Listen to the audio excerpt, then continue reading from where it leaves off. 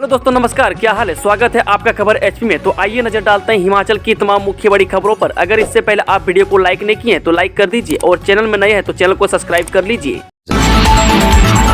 Himachal high court के आदेश अनुबंध शिक्षकों अस्थायी अध्यापकों की तरह देय वित्तीय लाभ। हिमाचल प्रदेश उच्च न्यायालय ने टीजीटी, पीजीटी और सी&भी अध्यापकों के अनुबंध आधार पर की गई भर्तियों को लेकर महत्वपूर्ण आदेश पारित किया है। बता दें कि अदालत ने इन शिक्षकों को उनके प्रथम नियुक्ति से अस्थायी अध्यापकों की तरह वित्तीय लाभ देने और नियमित करने के आदेश दिए हैं। वह साथ ही उन्हें वरिष्ठता का भी लाभ देने को कहा है। बता दें कि न्यायाधीश अजय मोहन गोयल की एकल पीठ ने यह फैसला पारित किया है। वहीं अदालत ने कहा कि 6 महीने के अंदर याचिकाकर्ताओं को सारे वित्तीय लाभ दिए जाएं।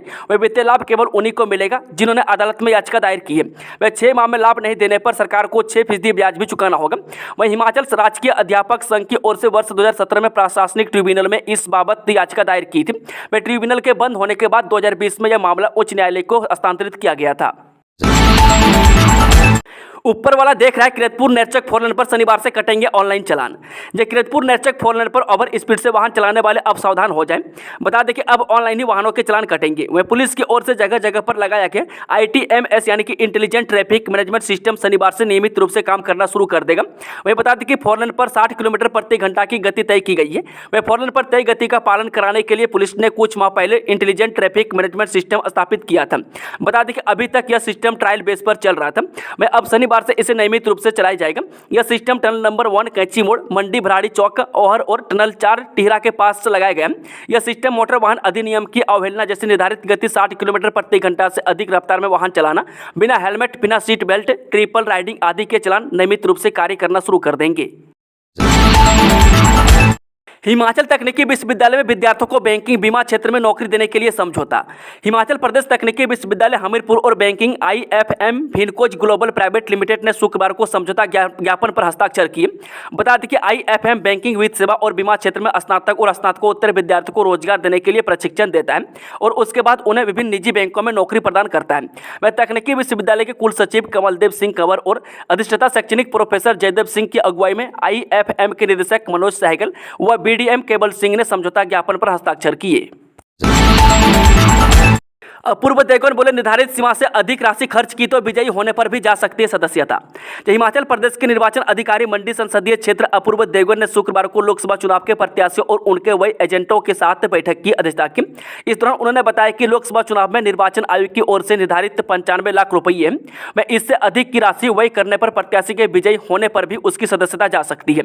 इसलिए सभी प्रत्याशी निर्वाचन आयोग की ओर से निर्धारित सीमा के अंदर ही प्रचार पर धनराशि वही करें। बता दें कि निर्वाचन अधिकारी ने बताया कि के चुनावी वही की निगरानी के लिए वीडियो सर्विलेंस टीमें लगातार नजर रख रही है।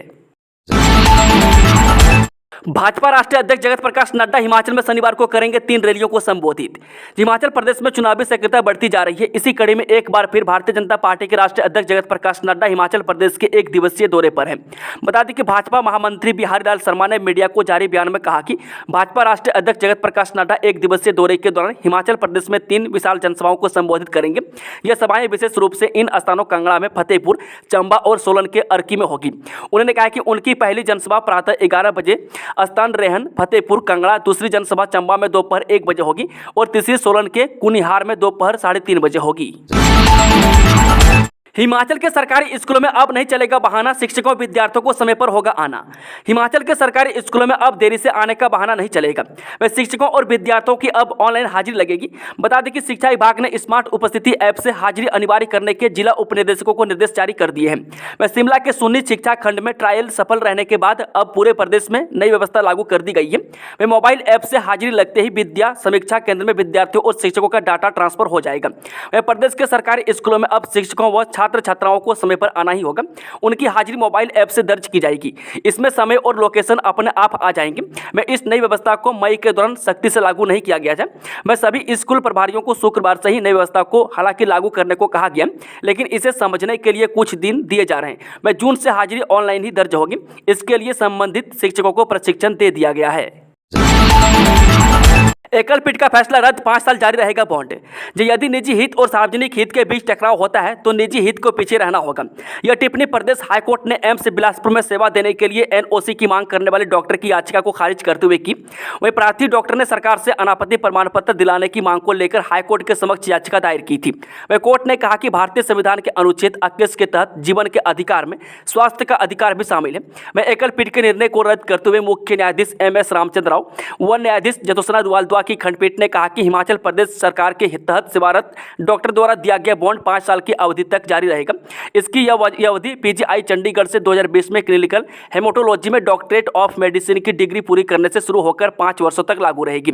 इसलिए प्रार्थी डॉक्टर बॉन्ड की शर्तें से बाहर नहीं निकल सकता है। वह प्रतिवादी डॉक्टर को वर्ष 2008 में एमबीबीएस कोर्स पूरा करने के बाद वर्ष 2009 में मेडिकल ऑफिसर के रूप में नियुक्त किया गया था। हिमाचल के पूर्व राज्य पक्षी मोनाल का शिकार। शिमला के रामपुर में 2 लोगों द्वारा अवैध तौर पर 2 मोनाल का शिकार करने का मामला सामने आया है। वह वन विभाग की टीम ने गश्त के दौरान दोनों आरोपियों को मृत पक्षियों के साथ देखा और इसकी सूचना रामपुर पुलिस को दी। वह पुलिस ने गुड्डू और लेखराज के खिलाफ मामला दर्ज कर आगामी कार्रवाई शुरू कर दी है। राकेश चौधरी 6 साल के लिए सस्पेंड। हिमाचल की सियासत में नया खेल देखा जा रहा है। वह कोई बागी हो रहा है तो कोई पार्टी बदल रहा है। मैं हाल ही में कांग्रेस छोड़ पूर्व मंत्री सुधीर शर्मा भाजपा में शामिल हुए हैं। मैं उपचुनाव के लिए वह धर्मशाला से भाजपा के प्रत्याशी हैं। इस बीच भाजपा से राकेश चौधरी निर्दलीय मैदान में कूद गए हैं, वह जिसके चलते पार्टी के प्रदेश अध्यक्ष डॉक्टर राजीव बिंदल ने बड़ी कार्रवाई करते हुए राकेश चौधरी को भाजपा से 6 साल के लिए निष्कासित कर दिया गया। बता दें कि राकेश चौधरी पर पार्टी में अनुशासनहीनता के चलते यह कार्रवाई की गई है। कर्मचारी कहां देंगे ड्यूटी, इस दिन होगा खुलासा। 24 मई को दूसरी चुनावी रिहर्सल में पोलिंग पार्टी को इसकी जानकारी दी जाएगी कि उन्हें किस विधानसभा में ड्यूटी के लिए जाना है। लोकसभा चुनावों के लिए तैनात होने वाले पीठासीन, सहायक पीठासीन और मतदान अधिकारियों की पोलिंग पार्टियों का गठन चुनाव आयोग द्वारा कर दिया गया है। वह चुनावी ड्यूटी देने वाले सभी कर्मचारियों व अधिकारियों की दूसरी रैंडमाइजेशन भी सॉफ्टवेयर के माध्यम से कर दी गई है। बता दें कि तीसरी रैंडमाइजेशन के बाद ही चुनावी ड्यूटी देने वाले कर्मचारी को इस बात का पता चलेगा कि उन्हें कहां चुनावी ड्यूटी देने जाना है। वह सामान्य पर्यवेक्षक विनीत नंदनवार की मौजूदगी में सॉफ्टवेयर के माध्यम से रैंडमाइजेशन की गई। जिला निर्वाचन अधिकारी एवं उपायुक्त मंडी अपूर्व देवगन ने बताया कि मंडी जिला में 6625 मतदान कर्मी चुनाव ड्यूटी देंगे। उन्होंने बताया कि सामान्य पर्यवेक्षक विनीत नंदनवार की मौजूदगी में मंडी संसदीय क्षेत्र के कुल्लू, किन्नौर, लाहौल और स्पीति जिलों की तथा भरमौर विधानसभा में चुनाव ड्यूटी देने वालों की दूसरी रैंडमाइजेशन भी की गई। वह पहली रैंडमाइजेशन से चुनाव ड्यूटी करने वालों का चयन किया गया है। कॉन्ट्रैक्ट की पेंशन पर शिक्षा सचिव तलब। जब कॉन्ट्रैक्ट की अवधि को पेंशन और अन्य वित्तीय लाभों के लिए काउंट न किए जाने के मामले में हिमाचल हाईकोर्ट ने शिक्षा सचिव को तलब किया है। वह 22 मई 2024 को श्यामलाल बनाम राकेश कंवर केस में शिक्षा सचिव को कोर्ट में व्यक्तिगत तौर पर उपस्थित होना होगा। वह कोर्ट ने पूछा है कि जब शीला देवी बनाम हिमाचल सरकार केस में कॉन्ट्रैक्ट अवधि को भी पेंशन के लिए काउंट किए जाने की ऑर्डर सुप्रीम कोर्ट से फाइनल हो चुकी है तो इन्हें लागू क्यों नहीं किया गया। सुनवाई के दौरान सरकार की ओर से अतिरिक्त महाअधिवक्ता ने कोर्ट में बताया कि फाइनेंस सेक्रेटरी ने इस बारे में एक कमेटी का गठन किया है जो इस जजमेंट को लागू करने के लिए काम कर रही है। ऑपरेशन सद्भावना के तहत 15 बच्चों को आर्मी स्कूल में प्रवेश मिला। 17 मई 2024 यानी कि संजय कुर्ल भारतीय सेना राष्ट्रीय निर्माण में सबसे आगे रही और ऑपरेशन सद्भावना के तहत लोगों के दिल और हृदय जीतने के उद्देश्य से कई सैन्य नागरिक कार्यक्रम चलाए गए। ये कार्यक्रम दूर दराज के क्षेत्रों के विकास पर केंद्रित है, जो शांति और विकास की उपयोगिता पर प्रकाश डालते हुए सेना के मानवीय चेहरे को उजागर करते हैं। पश्चिमी कमान ने सीमावर्ती क्षेत्रों के लोगों तक पहुंचने के अपने प्रयास में केंद्र शासित प्रदेश जम्मू कश्मीर के 15 युवा योग्य बच्चों की गुणवत्तापूर्ण शिक्षा को प्रायोजित करने की पहल की है। शिक्षा विभाग ने जारी किया एकेडमिक शेड्यूल। कॉलेजों में 23 जुलाई से लगेगी रेगुलर कक्षाएं। जब उच्च शिक्षा विभाग ने शैक्षणिक सत्र 2024-25 के लिए एकेडमिक शेड्यूल जारी कर दिया है। इसके तहत कॉलेजों में नियमित कक्षाएं 23 जुलाई से शुरू होंगी। इससे पूर्व 3 जून से छात्र प्रवेश के लिए फॉर्म भर सकेंगे। फॉर्म भरने की प्रक्रिया 15 जुलाई तक जारी रहेगी। इसके बाद 16 जुलाई को प्रथम वर्ष के छात्रों की पहली प्रवेश से मेरिट सूची जारी की जाएगी। इस शेड्यूल के अनुसार कोरोना काल से पहले की तुलना में करीब 1 माह देरी से कक्षाएं शुरू होंगी। हालांकि शिक्षा विभाग ने अगले वर्ष यानी 2025-26 का टेंटेटिव एकेडमिक शेड्यूल भी जारी किया है। इसके तहत 1 जून 2025 से प्रवेश फॉर्म भरने की प्रक्रिया शुरू करने व 1 जुलाई से नियमित कक्षाएं शुरू होंगी। यह शेड्यूल एचपीयू व एसपीयू से मान्यता प्राप्त सभी कॉलेजों पर लागू होगा। इसके तहत कॉलेजों में 3 से 15 जुलाई तक यानी 34 दिनों तक एडमिशन फॉर्म भरने की प्रक्रिया जारी रहेगी। इसके बाद प्रथम वर्ष की पहली मेरिट सूची जारी होगी। 16 से 19 जुलाई तक दाखिले के लिए मेरिट पर आए छात्र कॉलेज में फीस जमा करवाएंगे। वहीं प्रथम वर्ष की दूसरी मेरिट सूची 20 जुलाई को जारी होगी। मेरिट मेरिट में आए छात्रों को 20 जुलाई को ही अपनी फीस जमा करवानी होगी। वह प्रथम वर्ष के छात्रों की ओरिएंटेशन 22 जुलाई को होगी। इसके बाद 23 जुलाई से नियमित कक्षाएं शुरू होंगी। वह द्वितीय वर्ष के छात्रों के लिए 6 जून से 15 जुलाई तक दाखिले का प्रोसेस चलेगा। वह 6 जून से 19 जुलाई तक यह छात्र फीस जमा करवाने का मौका दिया जाएगा। इन छात्रों के लिए पोस्ट एडमिशन काउंसलिंग 20 से 22 जुलाई तक चलेगी। इस शैक्षणिक सत्र में 181 शैक्षणिक दिवस होंगे। रोजगार चाहिए तो 20 मई को आए ITI ऊना, यह कंपनी लेगी साक्षात्कार। ITI ऊना में एक्सकोटस कुबोटा लिमिटेड फरीदाबाद हरियाणा द्वारा 20 मई को साक्षात्कार आयोजित किया जाएगा। बता दें कि साक्षात्कार में fitter, machinist, turner, diesel mechanic, motor vehicle आदि ट्रेड के अभ्यर्थी भाग ले सकते हैं। मैं बता दें कि ITI के प्रधानाचार्य ई अंशुल भारद्वाज ने बताया कि इसमें केवल युवक अभ्यर्थी भाग ले सकते हैं। मैं कंपनी प्रवक्ता दीपक कुमार ने बताया कि जो अभ्यर्थी उपरोक्त ट्रेड्स में ITI कर चुके हैं या फिर कर रहे हैं, उनकी उम्र 18 से 26 वर्ष के बीच है और वे कैंपस में साक्षात्कार में भाग ले सकते हैं। वे संस्था के ट्रेनिंग एंड प्लेसमेंट अधिकारी ई सतीश कुमार ने बताया कि अभ्यर्थी अपने साथ 10वीं का मूल प्रमाण पत्र, ITI प्रमाण पत्र, PAN card, Aadhaar card, 8 passport size photograph, biodata के साथ लेकर आना अनिवार्य रहेगा। आचार संहिता के बीच चिंतपूर्णी के ठट्ठल में गाड़ी से पकड़ा 14 लाख केस, SST ने की कार्रवाई। हिमाचल प्रदेश में लोकसभा चुनाव और विधानसभा उपचुनाव के मद्देनजर आदर्श आचार संहिता लागू है, जिसके चलते अवैध करेंसी, नशीले पदार्थ, गिफ्ट आइटम्स आदि को लेकर स्टैटिक सर्विलांस टीमें अलर्ट मोड पर है। इसी के तहत चुनाव आयोग द्वारा गठित SST ने चिंतपूर्णी विधानसभा क्षेत्र में लगभग 14 लाख केस पकड़ा है। जानकारी के अनुसार बता दें कि शुक्रवार सुबह करीब 9 बजे ठट्ठल क्षेत्र में चुनाव आयोग द्वारा गठित स्टैटिक सर्विलांस टीम ने नाका लगाया हुआ था और गाड़ियों की चेकिंग की जा रही थी। इस दौरान टीम ने एक कार की तलाशी के दौरान बड़ी मात्रा में केस बरामद किया। कार चालक केस संबंधी कोई भी दस्तावेज टीम के समक्ष प्रस्तुत नहीं कर पाया। लिमिट से ज्यादा पकड़े गए केस के चलते कार्रवाई के लिए इनकम टैक्स अधिकारी को विशेष रूप से बुलाया गया है। डॉक्टर राजेश शर्मा, मोदी सरकार मात्र साबित हुई जुमलों की सरकार। केंद्र की मोदी सरकार जुमलों की सरकार साबित हुई है। देश में बदलाव की लहर है और प्रदेश को केंद्र सरकार में एक मंत्री मिलने वाला है। यह बात कांग्रेस पार्टी के पक्ष में चुनाव प्रचार के दौरान हिमाचल प्रदेश कांग्रेस पार्टी कोषाध्यक्ष डॉक्टर राजेश शर्मा ने जनसंपर्क अभियान के दौरान कही। बता दें कि डॉक्टर राजेश शर्मा ने शुक्रवार को कांगड़ा और देहरा के विभिन्न क्षेत्रों में जनसंपर्क अभियान के माध्यम से कांग्रेस के पक्ष में प्रचार किया। जंगल की आग की भेंट चढ़े 7 मकान, लाखों का नुकसान। नगरोटा भगवा की पंचायत सरूट के गांव रिहाड़ा के साथ लगते जंगल में लगी आग की चपेट में आने से 7 गैर रिहायशी मकान राख हो गए। लगभग 20 लाख रुपए का नुकसान आंका जा रहा है। आसपास के लोग इकट्ठे हो गए और फायर ब्रिगेड को सूचित किया गया। फायर ब्रिगेड के कर्मचारी ने मौके पर पहुंचकर आग पर काबू पाया। जानकारी के मुताबिक बता दें कि श्यामलाल, प्रकाश चंद, उत्तम चंद ने अपने मकानों को खाली रखा हुआ था, जबकि स्वयं किसी अन्य स्थान पर निवास कर रहे थे। SDM मनीष शर्मा ने बताया कि जंगल में लगी आग से 7 मकान जल गए।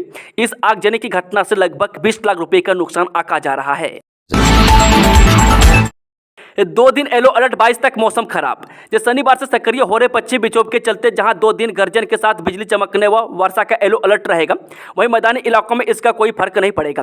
अपितु मैदानी इलाके अब गर्मी से खूब तपेंगे। पश्चिमी विक्षोभ के सक्रिय होने से मैदानी इलाकों का मौसम पूरी तरह से साफ व शुष्क रहेगा, जबकि इसका असर मध्य व उच्च पर्वतीय इलाकों पर 22 मई तक रहेगा। शनिवार को राज्य में अब तक के सीजन का सबसे गर्म दिन रहा है। ऊना में अधिकतम तापमान 43.2 डिग्री, शिमला में 29.4 डिग्री रहा। ऊना के साथ शिमला में भी अब तक का सबसे अधिकतम तापमान रिकॉर्ड हुआ है।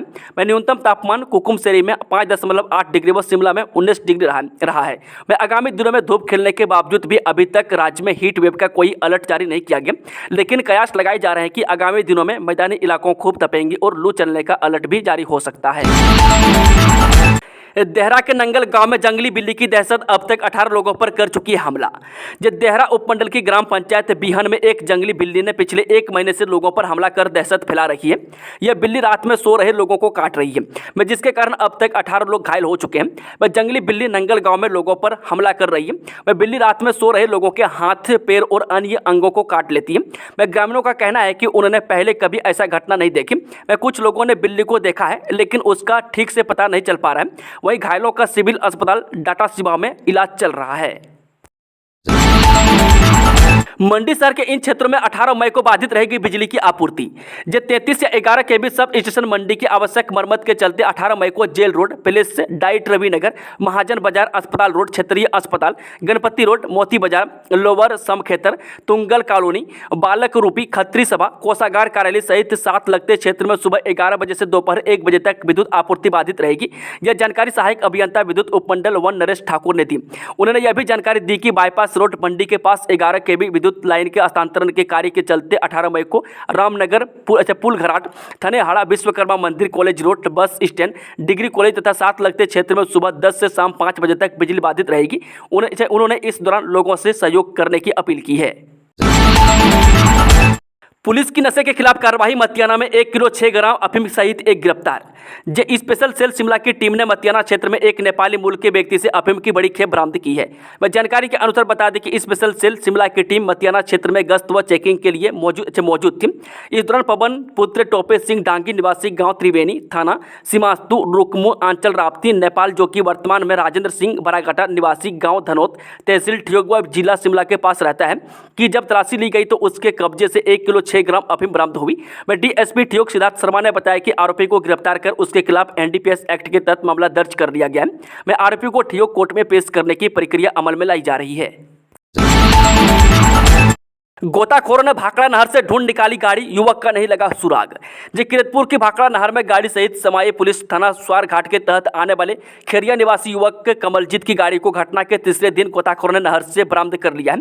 हालांकि गाड़ी से युवक का शव बरामद नहीं हो पाया है। वह कयास लगाए जा रहे हैं कि गाड़ी से शव निकलकर पानी के साथ आगे बढ़ गया है। वह गाड़ी से एक डायरी और कमलजीत का मोबाइल फोन भी बरामद हुआ है। वह डायरी के पन्ने भीगे होने के कारण डायरी में क्या लिखा है यह अभी तक पढ़ा नहीं जा सका है। हिमाचल में बीजेपी ने पूर्व मंत्री रामलाल मार्कंडे और राकेश चौधरी को दिखाया बाहर का रास्ता, पार्टी से निकालने की यह है वजह। हिमाचल में 4 जून को लोकसभा चुनाव होने हैं। इसी क्रम में 6 विधानसभा सीटों पर उपचुनाव भी होगा। चुनाव से पहले भाजपा ने अपने 2 नेताओं पर कार्रवाई करते हुए पार्टी से उनकी 6 साल की सदस्यता रद्द कर दी है। यह नोटिस हिमाचल के भाजपा प्रदेश अध्यक्ष राजीव बिंदल ने जारी किया है। रेलवे लाइन से 2 भागों में बांटा ये गांव घर, एक तरफ तो खेत, दूसरी तरफ ग्रामीणों ने कर दिया लोकसभा चुनाव का बहिष्कार। हिमाचल प्रदेश के ऊना की ग्राम पंचायत जलग्राम टब्बा के रक्कड़ वार्ड 5 के ग्रामीणों ने लोकसभा चुनाव का बहिष्कार करने का ऐलान कर दिया है। दरअसल ग्राम पंचायत के इस वार्ड के बीचों बीच से होकर गुजरने वाली रेलवे लाइन के कारण यह क्षेत्र 2 भागों में बंट गया है। इस पर रहने वाले लोगों की जमीन उस पार तो उस पार के लोगों की जमीन और स्कूल इस पार है, जबकि रेलवे के भारी ट्रैफिक के बीच लाइन पर से होकर गुजरने वाले बच्चे और आम लोगों के लिए हर वक्त खतरा बना रहता है।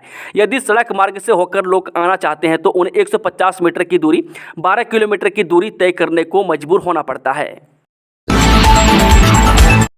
रिज मैदान पर दर्शकों के लिए 2 गुना होगा आईपीएल का रोमांच। बीसीसीआई ने स्थापित किया आईपीएल फैन पार्क।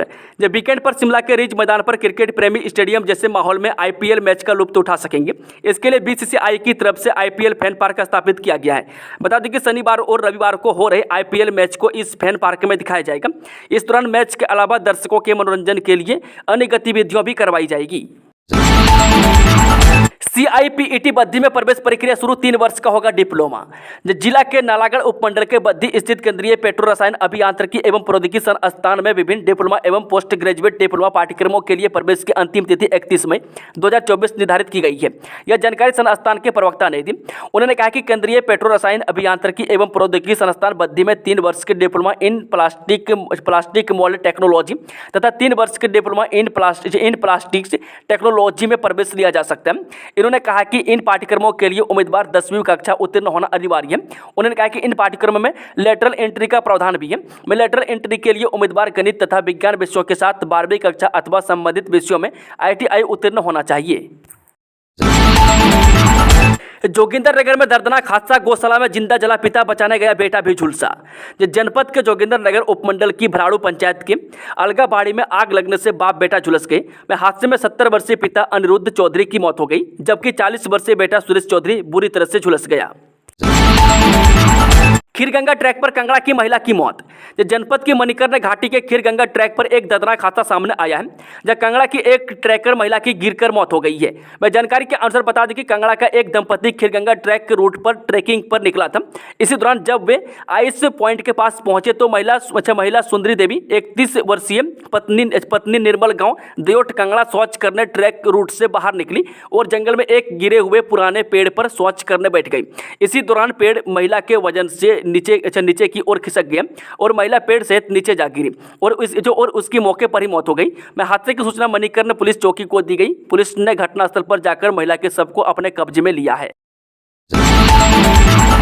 हिमाचल के स्वास्थ्य संस्थानों में 5 साल तक सेवाएं देना अनिवार्य, हाईकोर्ट ने बदला एकल पीठ का फैसला। हिमाचल प्रदेश हाईकोर्ट ने स्वास्थ्य सेवाओं में कार्यरत डॉक्टरों को 5 वर्ष तक प्रदेश से जुड़े संस्थानों में सेवाएं देने का अहम फैसला सुनाया है। अदालत ने कहा कि सुपर स्पेशलिटी में विशेषज्ञता हासिल करने के लिए सरकार ने बॉन्ड में निहित शर्तों के आधार पर किसी भी दबाव व बल का इस्तेमाल नहीं किया है। मैं स्वास्थ्य संबंधी सेवाओं को मजबूत करने के लिए सरकार का यह निर्णय प्रदेश के लोगों के हित में है। एचपीयू 20 जून को करवाएगा बीएड के लिए प्रवेश परीक्षा, इस दिन करेंगे ऑनलाइन आवेदन। हिमाचल प्रदेश विश्वविद्यालय ने अपने शिक्षा विभाग सहित संबद्ध बीएड कॉलेजों में 2 वर्षीय बीएड कोर्स के लिए प्रवेश प्रक्रिया का शेड्यूल तय कर जारी कर दिया है। शैक्षणिक सत्र 2024-25 के बीएड कोर्स के लिए 20 जून को बीएड प्रवेश परीक्षा होगी।